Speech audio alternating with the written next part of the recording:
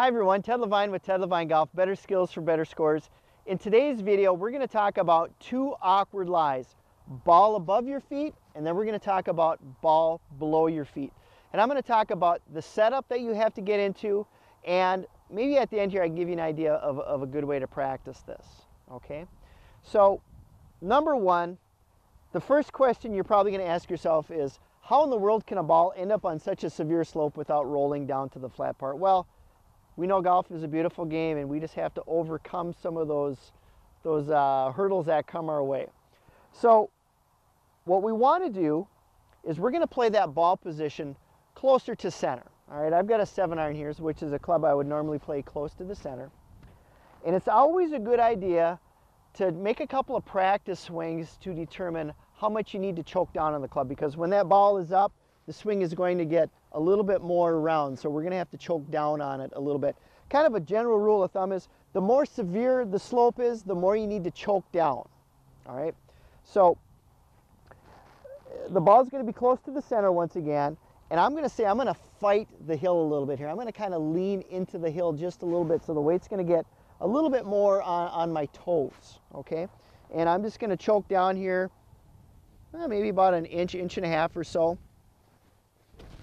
I think that's a pretty good length. I feel like I can catch the ball pretty solid. Now, the tendencies with this shot directionally are for the ball to want to go a little bit more to the left if you're a right-handed golfer, okay? The other tendency is the contact is going to be more on the fat side, and that's why it's important that we choke down on the club the right amount, all right? So you're going to have to adjust your aim a little bit. You're going to have to aim a little bit more to the right to play for that left tendency, okay? And the ball flight generally will come out a little bit flatter, I'll say. The ball won't get up quite as high as it normally would, okay? And you also might have more of a drawing tendency. You might see the ball curving a little bit, all right, to the left. So I'm going to get my feet set up, choking down on the club, fighting gravity with weighting on my toes.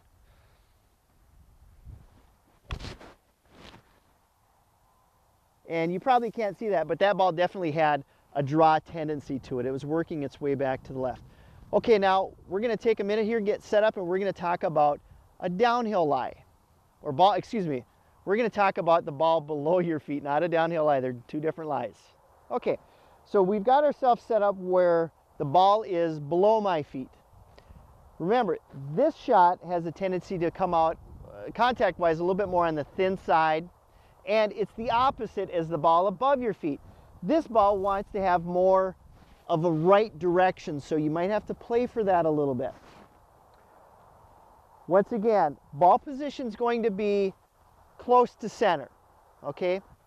So because this ball is so much below my feet, I'm going to have to get down a little bit more. I'm going to have to add a little bit more knee flex. It's going to get the weight a little bit more in my heels, which is kind of the opposite of when I talked about, you know, the ball above your feet, okay? So once again, you're kind of working into the hill. I'm working into the hill with my weight, and I'm going to make the club as long as I can. I'm not going to, you know, get it into just my fingers, but I'm going to get this club the full length, okay? I'm going to aim a little bit to the left to play for that right tendency, and get down here a little bit. And I'm going to try to stay down through the shot here.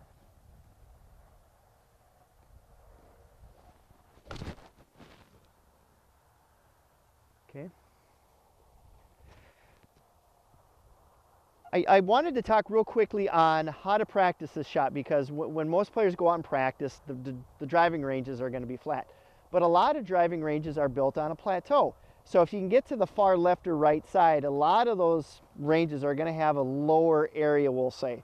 So, you know, if your range is set up that way, take advantage of it.